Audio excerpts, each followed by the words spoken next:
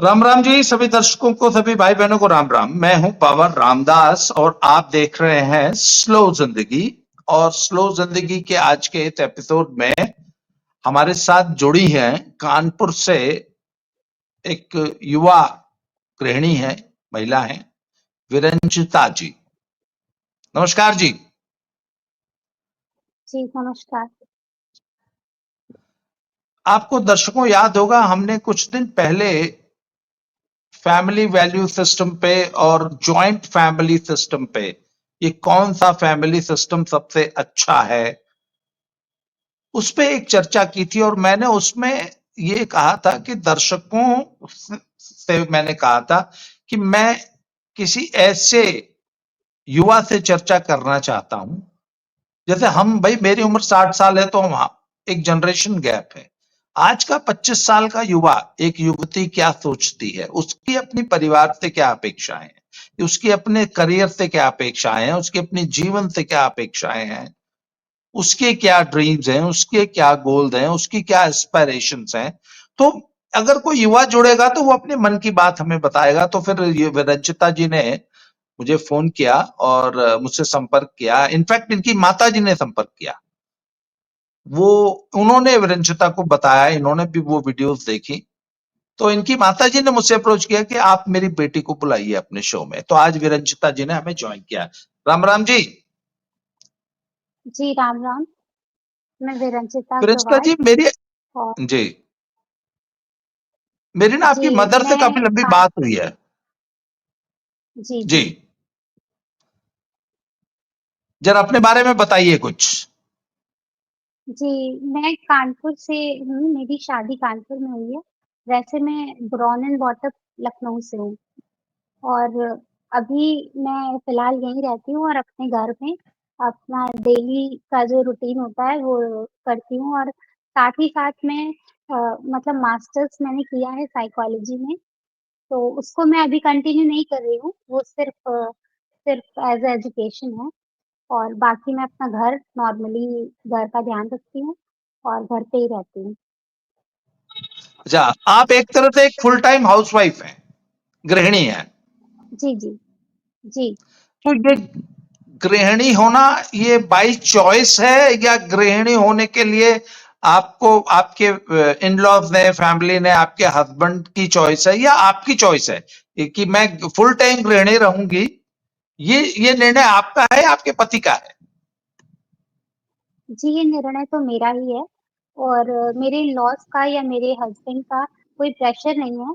मैं खुद full time जैसे मैंने अपनी मम्मी को, अपनी दादी को, अपने घर में और भी महिलाओं को देखा, तो मुझे भी शुरू से हमेशा से था कि मैं आगे चल के पढ़ाई और एजुकेशन अपनी जगह है, लेकिन एक घर को वक़्त देना, तो वो भी मैं उचित समझती हूँ, तो वो काम मैं कर रही हूँ। और मुझे लगता है कि आपको अब एजुकेशन लेनी चाहिए, क्योंकि वो भी अब ज़रूरी है, लेकिन उसके साथ-साथ आपको घर पे पूरा ध्यान देना चाहिए। और जो ऐसा कर रही हैं कि वो घर के साथ बाहर भी करती हैं, वो भी बहुत अच्छा है, लेकिन इस टाइम तो मैं फुल टाइम घर पे ही ध्यान देती हूँ। अच्छा, बच्चे कितने हैं आपके? आपकी शादी को कितने साल हुए? जी, शादी को तो काफ़ी टाइम हो गया है, लेकिन मेरे कोई मतलब I have no kids but लेकिन मैं अभी फुल टाइम मैं पढ़ाई भी कर रही थी क्योंकि शादी के बाद, तो अभी ऐसा कुछ भी नहीं है, लेकिन अभी तो मैं घर पे ही ध्यान देती हूँ। अच्छा, नहीं, मुझे ये बताइए, जैसे आपकी अभी एज क्या है अभी 25। और शादी को कितने साल हो गए आपकी? शादी को मुझे 2 साल हो गए। अच्छा, अभी तो 2 साल तो खैर बहुत ज्यादा पीरियड नहीं होता। आपने कहा ना शादी को काफी समय हो गया, तो मुझे लगा 7-8 साल हो गए। तो 2 साल पहले आपकी शादी हुई। That means you were 23 when you got married. 23 साल की थी आप। जी, जी, जी, जी। तो आप ये बताइए, आज का जो युवा है, आज की जो फैमिली वैल्यूज है, जो फैमिली सिस्टम है, उसमें बहुत सारे पेरेंट्स भी, बहुत सारी लड़कियां, वो कहते हैं भाई हमारी शादी ऐसे परिवार में हो जहां बहुत बड़ा परिवार ना हो, पति भरसक अकेला रहता हो फ्लैट लेके किसी महानगर में, सास ससुर ना हो, देवर देवरान जेठान, या संयुक्त परिवार ना हो। जी। तो जब आपकी शादी हुई तो आपके पेरेंट्स ने, आपने भी ऐसा कुछ, आपका भी कोई ऐसी थॉट प्रोसेस था, आपका भी ऐसा कुछ सोचना था कि नहीं मैं भी अपने पति के साथ अकेली रहूं, मैं भरे पूरे परिवार में, मुझे पूरे परिवार का खाना न बनाना पड़े? जी नहीं, ऐसा कुछ भी नहीं था। मुझे शुरू से जॉइंट फैमिली में मैं रही हूँ। मेरा मतलब जो ब्रॉन एंड बॉर्न था वो हमेशा शुरू से सबके साथ था, तो शुरू से हमेशा लगता था कि सबके साथ रहना चाहिए, क्योंकि अकेले रहने में बहुत खराब लगता है। वैसे भी थोड़ी देर भी अकेले रहते हैं तो अच्छा नहीं लगता। तो मम्मी-पापा भी यही चाहते थे कि जिस भी फैमिली में जाएँ तो वहाँ सभी लोग होने चाहिए, क्योंकि सबके साथ रहने से अगर समस्याएँ होती हैं, तो फ़ायदे भी होते हैं बहुत सारे। तो इसकी वजह से हमेशा से यही था। और रहा खाना बनाना या प्रेशर, तो वो तो समय है आपको, जब आप एज जब उस एज में आते हैं, शादी करते हैं, तो रिस्पॉन्सिबिलिटीज़ तो होती ही हैं, और जो रिस्पॉन्सिबिलिटीज़ नहीं उठाना चाहते शायद, वो ऐसा सोचते होंगे, लेकिन ऐसा सोचना नहीं चाहिए। मुझे ये बताइए, आप कहते हैं कि आप शुरू से जॉइंट फैमिली में रही, आपकी जी। मम्मी पापा जब थे तो आपके दादा दादी भी आपके साथ रहते थे? जी, अभी भी रहते हैं मम्मी-पापा, दादी, दादा और चाचा-चाची सब साथ रहते हैं, अभी भी। अच्छा, चाचा चाची भी आपके साथ रहते हैं, तो ये तो बड़ा, मतलब आज भी आपका, आपके पापा और आपके चाचा साथ रहते हैं जी, लखनऊ में? जी। किचन कितनी है घर में? जी, किचन तो ऊपर और नीचे होने की वजह से 2 हैं, लेकिन बाकी पूजा-पाठ सब साथ है। अच्छा, पर खाना अलग अलग बनता है दोनों परिवारों का? जी, अच्छा, घर एक है, किचन्स दो हैं, दादा और दादी किसके साथ रहते हैं? दोनों के साथ रहते हैं। अच्छा, दादा दादी दोनों के साथ दादाजी रहते तो हैं। अब नहीं है। दादाजी मेरे तो ना, अब नहीं है, सिर्फ दादी है। मैं एक मिनट के लिए पॉज करूंगा, कोई बेल बजा रहा है तो ना मुझे एक मिनट दरवाजा खोलना पड़ेगा, मैं एक मिनट के लिए पॉज कर रहा हूँ वीडियो को। तो विनिश्चिता जी ये बताइए कि जब आप छोटी थी, एकदम छोटी थी, बचपन में जब जी, आप 2 3 4 साल की थी, तो जी, आप तो दादी की गोद में पली होंगी? जी। ज़्यादातर और हमारा समय दादी और बाबा के साथ ही बीता। अच्छा, ज्यादा समय दादी और बाबा के साथ बीता। अच्छा, चाची कब आई घर में? चाची शायद मैं 8 साल की रही होंगी तब। अच्छा, तो चाची के साथ आपके बचपना में चाची के साथ क्या संस्मरण है? चाची के साथ आपके रिलेशंस कैसे थे? जैसे एक मतलब घर पे होते हैं कि साथ में मतलब वो कुछ बना रही हैं, तो खिलाना और उनके साथ भी बैठना, बातें करना, और ये सारी चीज़ें हमेशा से रहीं। मम्मी के साथ, चाची और सबसे ज़्यादा तो दादी के साथ। दादी के साथ बहुत यादें हैं, क्योंकि उनको गाने का बहुत शौक था शुरू से, तो उनके साथ बैठकर गाना, भजन सुनना, ये सब चीज़ें बहुत शुरू से ही मुझे अट्रैक्ट करती थी। आपका अटैचमेंट, वैसे ये सवाल पूछना तो नहीं चाहिए, आपका अटैचमेंट माँ के साथ ज्यादा था या दादी के साथ या चाची के साथ? अ, पहले तो बचपन से दादी के साथ शुरू से अटैचमेंट रहा, इवन आज भी है, उनसे सबसे ज़्यादा अटैचमेंट है। पर माँ से अटैचमेंट होने का कारण था वैचारिक उनके जो विचार थे, और फिर जब मैंने इस चीज़ में मतलब विचार रखना शुरू किया, समझना शुरू, तो उससे मम्मी के साथ एक अच्छा बॉन्ड बना। लेकिन शुरू से अगर देखा जाए जो एक मन लगता था, तो दादी के साथ बहुत लगता था। अच्छा, दादी के साथ आपका ज्यादा अटैचमेंट था। अच्छा, मुझे एक बात बताइए, आपकी 2 साल पहले शादी हुई, आज 2023 में आपकी जब शादी हुई, आज के युग के जो लड़के लड़कियां हैं, वो तो 35 साल से पहले शादी ही नहीं करना चाहते, भाई करियर बना लेंगे, ये कर लेंगे, वो कर लेंगे और ये बना लेंगे, अपना घर ले लेंगे, अपनी गाड़ी ले लेंगे। मतलब उनके अपने एक सेट पैरामीटर है, तब 35 साल की उम्र में शादी की सोचना शुरू कर रही हैं आज की लड़कियां। इस युग में भी आपने 23 साल की उम्र में शादी कर ली, दैट मीन्स आप 21-22 साल की उम्र में आपके पेरेंट्स ने आपको शादी के लिए मतलब मेंटली प्रिपेयर कर दिया था। जी। ये ऐसा जी, कैसे हमारे हुआ? यहाँ शुरू से जो हमारे घर में अपब्रिंगिंग हुई हमारी, तो जैसे कि कोई भी घर पे आता था या मेहमान आते थे, तो उनको कैसे ट्रीट करना है, कैसे खाना बनाना चाहिए, या दादी लोग भी शुरू से हमेशा यही सब शिक्षा देती थी कि एक लड़की को कैसे रहना चाहिए, घर में कैसे संस्कार से मतलब एक लड़की को पाला जाता है, ये सारी चीज़ें हमेशा से थी। तो वैसी अपब्रिंगिंग हुई और उसके बाद शुरू से एक मन में था कि हाँ, आगे चल के हमें भी यही करना है। पढ़ाई को लेकर या बाकी चीज़ों को लेकर भी अ, स्ट्रिक्टनेस थी घर पे। लेकिन उसके साथ-साथ ये भी था कि आपको अपनी पढ़ाई करने के साथ-साथ लोगों से कैसे बात की जाती है, कोई आए तो उसका कैसे आदर-सत्कार किया जाता है, ये सारी चीज़ें भी हमारे को शिक्षा के साथ दी जाती थी। नहीं, पर ये तो देखिए, आज भारत के 99% परिवारों में माँ भरसक अपनी बेटी को यही सिखाती है, परिवार यही सिखाता है, चाहे वो जॉइंट फैमिली हो, चाहे वो न्यूक्लियर फैमिली हो, चाहे जैसे। परंतु जो समाज का जो अनइन्फ्लुएंस है, स्कूल, कॉलेज, सोशल मीडिया जी। और जी, जो जी। हमारे जो और वैल्यू सिस्टम है समाज का, उसकी भी तो एक ट्रेनिंग है ना।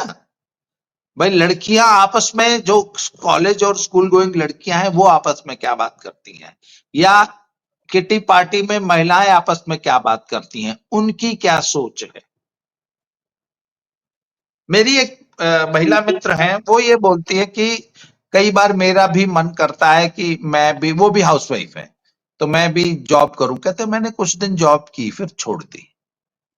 तो कहती कि फिर मैं कई बार देखती हूँ कि कई बार सुबह 6:30-7 बजे कुछ मेरे कॉलोनी में कुछ स्कूल टीचर्स हैं, वो जल्दी से तैयार होके अपने बच्चे का हाथ पकड़ के उनका टिफिन बना के जल्दी से भाग के सुबह 7 बजे बस पकड़ने जा रही होती हैं। तो कहते हैं फिर मुझे ना खुद के जी, ऊपर बड़ा वो होता है कि कम से कम मैं ऐसी भागदौड़ मेरी जिंदगी नहीं जी रही हूँ। She is house wife, full time house wife. तो ये दो थॉट प्रोसेस है जी, ना। एक महिला है जो सुबह 7 बजे, 7:30 बजे स्कूल रिपोर्ट कर दे रही है, या जो सुबह 9 बजे, 9:30 बजे अपने ऑफिस में रिपोर्ट कर दे रही है। दिल्ली जैसे शहर में उसको सुबह 9:30 बजे या 9 बजे ऑफिस पहुंचने के लिए सुबह 7 बजे, 8 बजे घर से निकलना पड़ता है। एक जो हाउसवाइफ है जी, वो आराम से मतलब अपनी मर्जी से जी रही है। कितनी कितना अंतर है दोनों लाइफ्स में। और पर उसके बाद वर्किंग वुमेन होने के साथ जो उसके अपने पर्क्स हैं, उनकी अपनी इंडिपेंडेंस है, उनकी अपनी खुद की एक पर्सनालिटी है। तो ये दो बड़ी विपरीत परिस्थितियां हैं और विपरीत सोच है दोनों किस्म की महिलाओं की, या दोनों किस्म के परिवारों की। आप इसको जी। अपने ऊपर जब आप सोचती हैं, तो आप क्या सोचती हैं इस विषय में? जी, मुझे लगता है कि आज का जो हमारा टॉपिक है, जॉइंट फैमिली, उससे ही सारी चीज़ें होके निकलती हैं। मेरा मानना ये है कि अगर कोई भी स्त्री अ, वो परिवार की धुरी होती है। अगर वो अगर घर पे रहती है, तो उससे जो एक बैलेंस बनता है परिवार का, और अगर स्त्री ही अपना अस्तित्व समझने लगेगी, ये समझेगी कि मेरा अस्तित्व क्या है? अस्तित्व, हमें नहीं लगता कि परिवार से अलग होकर अपना व्यक्तित्व होना ही आपका अस्तित्व है। मेरा मानना है कि अगर आप परिवार में हैं, तो परिवार का जो अस्तित्व है, शायद आपका अस्तित्व उसी से जुड़ा हुआ है। तो इस वजह से ये सोच मेरी हमेशा से रही कि कोई भी स्त्री जब घर पे रहती है, तो वो सभी चीज़ों का ध्यान रखती है, और शायद एक स्त्री बहुत अच्छी प्रेरणा बन सकती है, ना कि बाहर बाहर काम करना भी सही है, बहुत अच्छा है कि आप काम करते हैं, लेकिन आप शायद उतना घर पे ध्यान नहीं दे पाते, अपने लोगों को समय नहीं दे पाते हैं, शायद खुद के लिए भी वक़्त कभी-कभी नहीं मिलता है। तो मुझे लगता है कि वो ज़्यादा ज़रूरी है। अच्छा, मुझे एक चीज बताइए, जब आपकी शादी हुई तो आपके अभी जो आपकी ससुराल है उसमें आपके हस्बैंड के अलावा और कितने लोग हैं? जी, अभी तो मेरे हस्बैंड ही हैं और मेरे इन-लॉज़ नहीं हैं। लेकिन वैसे फैमिली बहुत बड़ी है और सब लोग कभी-कभी मिलना हो पाता है। अ, मतलब अनफॉर्च्युनेटली इन-लॉज़ नहीं हैं, दोनों ही नहीं हैं, तो इसकी वजह से भी मुझे बहुत अकेलापन महसूस होता है। जब शादी हुई थी तो अ, लगता था कि हाँ, सब साथ होंगे तो अच्छा होगा, लेकिन मेरे साथ ऐसा हुआ भी नहीं और शायद हमें लगता है कि जो लोग अकेले रहते हैं, उनको ये चीज़ें ज़्यादा महसूस होती हैं कि किसी बुज़ुर्ग का घर पे होना, वो बहुत ज़रूरी होता है। शायद उसकी वजह से ही घर अच्छे बन पाते हैं, एक सही सलाह मिल पाती है सही समय पर। लेकिन जब आप अकेले रहते हैं तो शायद वो चीज़ें नहीं हो पाती। नहीं, पर आजकल की लड़कियों ने तो एक हवा बना लिया है कि सास होनी ही नहीं चाहिए। अगर है भी तो भी साथ नहीं जी, रहनी चाहिए, मुझे तो अकेले ही रहना है, मैं और मेरा पति, और लाइफ में किसी तीसरे का ना तो कोई दखल, ना उपस्थिति, ना कोई इंटरफेरेंस। क्या क्या वाकई बुजुर्गों के होने से लाइफ में इंटरफेरेंस होता है? अगर आप उसे मानते हैं इंटरफेरेंस, तो इंटरफेरेंस लगेगा। अगर आप उसे सलाह मान के लेंगे, तो आपको सलाह लगेगी। तो वो तो माइंडसेट पे डिपेंड करता है और लोगों का ऐसा माइंडसेट हो गया है कि लोग किसी का इंटरफेरेंस बर्दाश्त नहीं करते।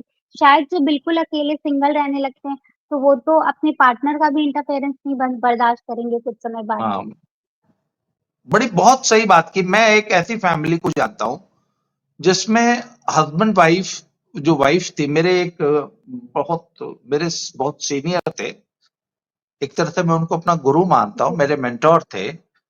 She had he had only daughter. वो गुरुग्राम में रहती। उनके जी, हस्बैंड जो है वो जम्मू में रहते हैं। वो बताते हैं कि वो गुड़गांव में अकेली रहती हैं। इश्यूज उनके आज तक नहीं है, उन्होंने शायद प्लानिंग करके बच्चे पैदा नहीं किए। कभी महीने 2 महीने में उनके हस्बैंड आते हैं, तो वो अगर 1 या 2 दिन रह लेते हैं तो वो पत्नी उनसे पूछती कब जाओगे।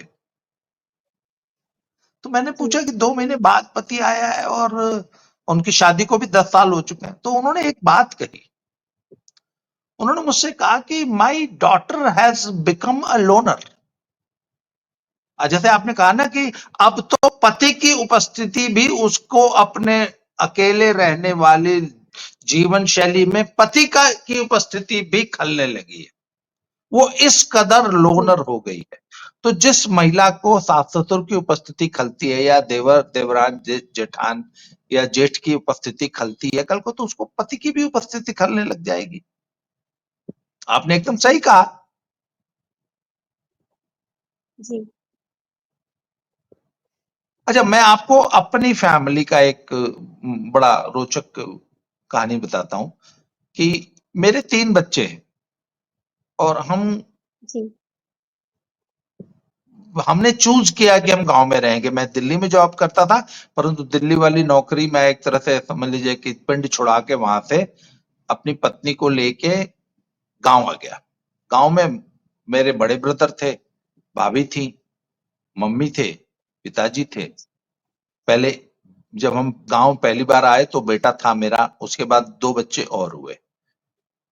अगले 10 सालों तक मेरे बच्चों को यही पता नहीं लग पाया कि जिसको हम मम्मी कहते हैं वो असल में दादी है, और जिसको जी, मोनिका बोलते हैं वो असल में माँ है।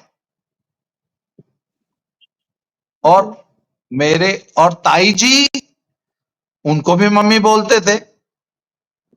तो असल में घर में 3 मम्मीज थी, और मेरे बेटे जी, को तो 8-9 साल बाद हमें समझाना पड़ा कि नहीं, ये जो मम्मी है ये दादी है।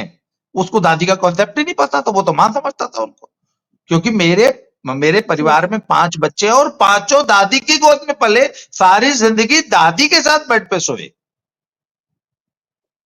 जी, और मैं और मेरी पत्नी बहुत घुमक्कड़ स्वभाव के थे। हम हर हफ्ते 10 दिन बाद जो है ना घूमने निकल जाते थे। 2-2 3-3 4-4 दिन पूरी हिंदुस्तान घूमे हम।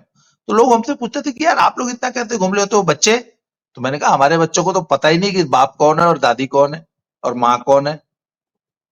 हम रहें चाहे ना रहें उनको कोई फर्क नहीं पड़ता, क्योंकि वो एक इतने बड़े परिवार में रहते हैं कि किसी भी एक व्यक्ति की अनुपस्थिति उनको खलती ही नहीं। अगर दादी भी ना रहे तो मम्मी है, ताई जी हैं। ताई जी ना रहे तो भी माँ है और दादी है। माँ और ताई दोनों न रहे तो भी चलिए दादी है। जो जी, शहर का जो बच्चा है, जो एक फ्लैट में अपनी माँ के साथ रहता है और पापा तो उसके सुबह 6-7 बजे ड्यूटी पे चले जाते हैं, अपने ऑफिस चले जाते हैं, रात को 10 बजे आते हैं। अगर भगवान ना करे माँ भी वर्किंग है, तो वो भी सुबह 7-8 बजे चली जाएगी। बच्चा स्कूल गया, माँ अपने ऑफिस में गई, माँ आई शाम को 7 बजे, तब तक बेटा 2 बजे से लेके 7, और बेटा भी अकेला या बेटी भी अकेली है, she is the only child. तो बच्चे का बड़ा जी, एकाकी जीवन और माँ के अलावा कोई परिवार नहीं। और एक तरफ एक बच्चा है जो कि 10 पारिवारिक मेंबर्स के साथ पल रहा है। कहीं भी सो जाता है रात को, किसी भी ताई के साथ, चाची के साथ, दादाजी के साथ, पापा के साथ, मम्मी के साथ, कहीं भी सो लेता है। किसी की भी थाली में, मुझे याद है मेरे बच्चे किसी की भी थाली में बैठ के खा लेते थे। और सिर्फ इतना ही नहीं, फिर बगल में जी, एक एक्सटेंडेड फैमिली भी थी, जो मेरे ताऊ जी का परिवार था। मेरा बेटा, अभी हम लोग पिछले दिनों एक वीडियो बना रहे थे, वो कहते हैं कि आज मेरा बेटा आज 35 साल का हो चुका है। कहता आज भी मैं मोहल्ले में किसी भी घर में अगर बैठ के गप्पे मार रहा हूं, खाने का टाइम है, तो मैं कहीं भी किसी की भी रसोई में घुस के आए लाओ खाना लाओ। और कम से कम गांव में ऐसे 10 परिवार हैं जहां घुस के वो खाना खा लेता है। जी। आप बताइए ना, सोशल वैल्यूज एक ऐसे बच्चे की जो एक इतने बड़े परिवार में पला है, उसकी बॉन्डिंग न सिर्फ परिवार से बल्कि समाज से। जी, मतलब आप एक ऐसे मोहल्ले में रहते हैं जहां 10 घरों में आप उनके रसोई में बैठ के खाना खा सकते हैं, खा लेते हैं। बताइए कौन सा फैमिली सिस्टम अच्छा है? मुझे तो लगता है कि परिवार समाज जो परिवार है वो नींव है और उसी से समाज बना है। और जब आप जॉइंट फैमिली में रहते हैं, ज़्यादा से ज़्यादा लोगों से मिलते हैं, तो आपका जो हृदय होता है वो खुला हुआ होता है। और मुझे लगता है जो उसमें रहते हैं न्यूक्लियर फैमिलीज़ में, वो हमेशा से बच्चे बहुत संकोची होते हैं, शायद वो बोल नहीं पाते, अपनी बात हर किसी से कह नहीं पाते, बहुत मतलब खुले हृदय के नहीं हो पाते हैं, हर किसी से कम्युनिकेट नहीं कर पाते हैं, बहुत इंट्रोवर्ट हो जाते हैं और शायद इसी की वजह से उनका शायद पूर्ण विकास भी नहीं हो पाता और वो बहुत और सारी एक चीज चीज़ों और है, में मतलब जी, एक एकाकी परिवार का जो ओनली चाइल्ड होता है ना, वो शेयरिंग क्या होती है वो ये भी नहीं जानता नहीं कि मुझे जानते। अपनी हर जी, चीज को, इवन फूड को, कपड़ों को, खिलौनों को, बुक्स को, हर चीज को अपनी फैमिली में अन्य भाई बहनों के साथ शेयर करना है। जी, ये जो शेयरिंग का जो सिस्टम है, और देखिए यही चीज जब हम बड़े होते हैं तो समाज में हमें बहुत सारी चीजें समाज के साथ शेयर करनी होती हैं। तो वो भी तो जी, नहीं सीखता बच्चा, एकाकी परिवार का बच्चा। जी, बिल्कुल, बिल्कुल।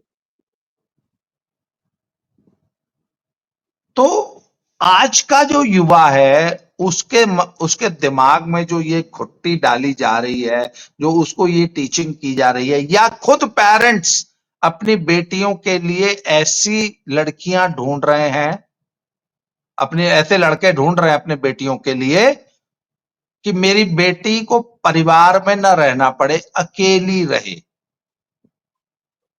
इस प्रवृत्ति पे आप क्या कहेंगी? मुझे लगता है कि उनका जो वो मानसिकता है, वो शायद जैसा शिक्षा व्यवस्था रही, जैसा समाज वो देख रहे हैं, मॉडर्निटी की तरफ जाना चाहते हैं, शायद इस वजह से वो किसी की झंझट नहीं लेना चाहते। वो नहीं चाहते कि हमारी जैसे हमारी लाइफ बीती, तो वो ऐसा सोचते हैं कि जो संघर्ष हमने किए, वो हमारे बच्चे ना करें। ऐसा सोच के शायद वो ऐसा करते हैं। नहीं, नहीं, पर विरंचिता जी, एक दूसरे सिक्के का दूसरा पहलू भी है ना। एक लड़की ये कह रही है कि मैं अपनी सास का खाना क्यों बनाऊं, मैं अपनी सास की सेवा क्यों करूं, या मैं भरे पूरे परिवार में क्यों रहूं। परंतु जब उसके अपने भाई की शादी की बात आती है, तो वो चाहती है कि जी, मेरी भाभी जो है वो मेरे पेरेंट्स की सेवा करे। अच्छा, वो लड़की अपनी ससुर की और सास की सेवा नहीं करना चाहती, परंतु अपनी माँ और अपने पापा की जी। उनकी सेवा करेगी। या अपनी भाभी से क्या एक्सपेक्ट करती है,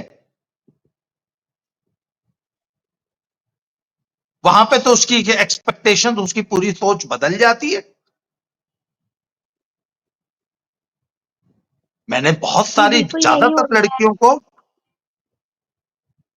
जी, जी, आप जी, बोलिए। बिल्कुल यही हो गया है कि लोग अपने लिए चाहते हैं कि वो उनको जब चाहिए हो, तब वो चीज़ें अवेलेबल हो जाएँ।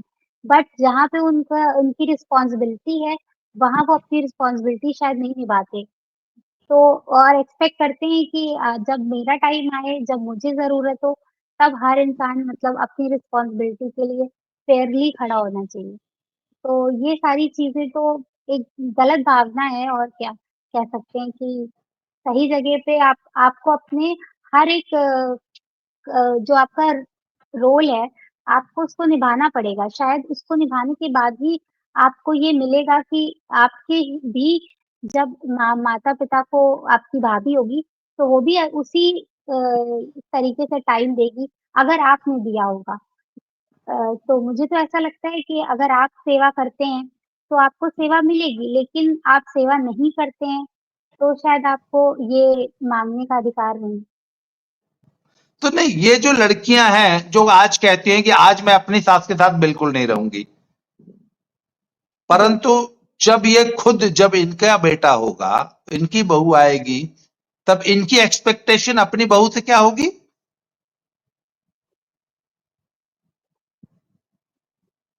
जी, इसका कारण भी है कि लोग आजकल सामान को ज़्यादा वैल्यू देते हैं रादर दैन रिश्ते।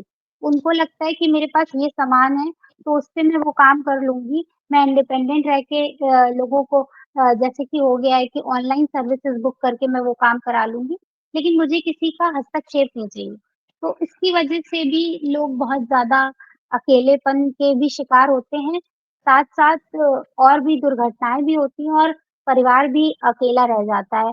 जैसे कि बड़े-बूढ़ों को उनके टाइम पे उनकी चीज़ें अवेलेबल नहीं हो पाती और फिर आने वाले समय में जब उन बच्चों को ज़रूरत होती है, तो उनके पास भी कोई नहीं होता। तो ये तो एक जनरेशन गैप है और साथ-साथ इसके लिए माँ-बाप भी कहीं न कहीं ज़िम्मेदार हैं, कि वो वैसी अपब्रिंगिंग नहीं कर रहे हैं बच्चों की। कि घर में जब वो बच्चा बचपन से कार्टून देखता है या क्या भी चीज़ देख रहा है, तो उसपे ध्यान नहीं देते कि उसे क्या सही शिक्षा दें। मुझे लगता है कि अगर बचपन से ही कि कोई माता-पिता अपने बच्चे की ऐसी अपब्रिंगिंग करते हैं कि वो क्या पढ़ेगा, क्या देखेगा, किनके साथ बैठ रहा है, उठ रहा है, इसका पूरा ध्यान रखते हैं, तो शायद आगे चल के ये परेशानियाँ फेस ना करनी पड़ें। वो समय और काल जो भी रहा हो, लेकिन आपको भी रामायण, गीता ये जब पढ़ाएँगे, तभी तो शायद उसका महत्व पता चलेगा। लेकिन अगर पहले से ही आप बच्चा बचपन से कार्टून देख रहा आज भी मैं बहुत सारी लो लड़कियों को देखती हूँ जो अभी नई-नई मॉम बनी हैं, तो उनको मैं देखती हूँ, उनको लगता है कि अरे बच्चे को फ़ोन दे दो और मुझे टेंशन नहीं लेनी है। वो फ़ोन देख रहा है मेरे लिए मेरा टाइम मिलना चाहिए। अरे उसको वो रो रहा है उसको फ़ोन दे दो। तो अब वो खाना खा रहा है, वो कितनी देर स्क्रीनिंग पे क्या देख रहा है, उससे उसके दिमाग में क्या जा रहा है, आगे चल के उसकी सोच कैसी बनेगी उससे कोई मतलब नहीं। बस उनको ये लगता है कि मुझे अपना टाइम मिलना चाहिए। जो कहते हैं ना सो कॉल्ड मी टाइम और मेरा अपना क्या है, मेरा अपना अस्तित्व क्या है। तो ये सारी लड़ाई ही इसी चीज़ की है शायद कि सबको अपना अस्तित्व बनाना है। सबको चाहिए कि मेरा व्यक्तित्व क्या, मैं क्या हूँ? सेल्फ सेंटर्ड हो गए हैं लोग और लोग ये नहीं सोचते कि जब समूह में रहते हैं, तो शायद एक का अपना अस्तित्व नहीं होता, पूरे समूह का, पूरे परिवार का अपना एक अस्तित्व होता है और आपको जो स्त्री की भूमिका है, शायद एक प्रेरणा की रही है, शुरू से। तो स्त्री पीछे से काम करती है, एक प्रेरणा के रूप में। तो मुझे तो लगता है कि स्त्री का वो भाव ही खो गया है। शायद इस वज़ह से भी परिवार में विघटन आया है और भी बहुत सारे कारण हैं। लोग मॉडर्निटी को बहुत ज़्यादा ही प्रेफ़रेंस देते हैं। इसकी वज़ह से भी परिवार टूट रहे हैं। लोग बाहर जाना पसंद करते हैं, गाँव में रहना पसंद नहीं करते, घर में 7 लोगों के साथ रहना पसंद नहीं करते। इस वज़ह से भी ये सारी चीज़ें हो रही हैं। तो युवा पीढ़ी के लिए संदेश, आप चूंकि खुद युवा हैं, आप खुद अभी सिर्फ 25 साल की हैं, तो आप अपने जी। हम उम्र लड़कियों के लिए क्या कहना चाहेंगे? आखिरी ये संदेश आपका। जी, मैं यही कहना चाहूँगी कि जो सोच है, मुझे लगता है कि आज कोई भी लड़की शादी करती है, मतलब वो जब अगर मान लीजिए 25 है, 30 है, कुछ भी है, जिस भी एज में वो शादी करती है, तो वो ये चाहती है कि मुझे क्या मिलेगा? वो ये सोच के जाती है कि अब तो शादी हो गई, अब तो शायद मुझे सारी फ्रीडम मिलनी चाहिए। मुझे तो मैं जैसे भी चाहूँ रह सकती हूँ। मुझे कोई आज़ादी मिलनी चाहिए। मेरे साथ ये होना चाहिए, मेरे साथ वो पर वो ये नहीं सोच के जाती है कि मुझे क्या-क्या रिस्पॉन्सिबिलिटीज़ पे वो करनी है। लोग ये सोचते हैं किसी घर में जाके मुझे क्यों नहीं एक्सेप्ट किया जा रहा? लेकिन ये नहीं सोचते कि मैं ऐसा क्या करूँ कि मैं लोगों का दिल जीत सकूँ? तो मुझे लगता है ये बहुत बड़ा डिफ़रेंस है जो अपब्रिंगिंग ही गलत तरीके से की जा रही है। पढ़ाया गलत जा रहा है और वैसे ही शिक्षा संस्कार नहीं दिए जा रहे शायद इस वज़ह से सोच ही बिल्कुल उल्टी हो गई है और उसके बाद आप शादी करते हैं और आप चाहते हैं कि मतलब जॉइंट फैमिली में लोग रहें, तो वो कैसे रहेंगे? क्योंकि उनकी अपब्रिंगिंग ही वैसे नहीं हुई है। वो सोच ही नहीं है वैसी कि लोगों के साथ रहना है तो सहना भी है। तो जी। अगर आप किसी के साथ रहते हैं, तो अगर आप 100% परफेक्ट नहीं है, कोई भी इंसान 100% परफेक्ट नहीं होता। तो अगर उसमें कुछ फॉल्ट्स होती हैं और सामने वाले में भी, तो उसे एक्सेप्ट किया जाता है। तो स्वीकार कोई नहीं करना चाहता, लोग चाहते हैं बस मैं परफेक्ट हूँ, सामने वाले को मेरी चीज़ें एक्सेप्ट करनी चाहिए। पर वो खुद एक्सेप्ट नहीं करना चाहता कि हाँ, सामने जी। वाले को भी हम उसी तरह एक्सेप्ट करें जैसे कि मैं हूँ। तो शिक्षा, ये असल में शिक्षा और संस्कार, शिक्षा मतलब ये पढ़ाई लिखाई का किताबी डिग्री लेने वाली शिक्षा नहीं, वो संस्कार जो कि जी। पेरेंट्स, जो फैमिली वैल्यूज का जो सिस्टम है हमारा, हम अपने बच्चों को क्या वैल्यूज ट्रांसफर कर रहे हैं, ये सीधे सीधे उससे जुड़ा हुआ मसला है। फिरंचिता जी, आपने समय दिया, आज के लिए बहुत बहुत आभार, धन्यवाद। आपसे दोबारा किसी अन्य विषय पे दोबारा चर्चा होगी। तब तक के लिए जय श्री राम। आज आज्ञा दीजिए, प्रणाम। जी, जय श्री जी, प्रणाम।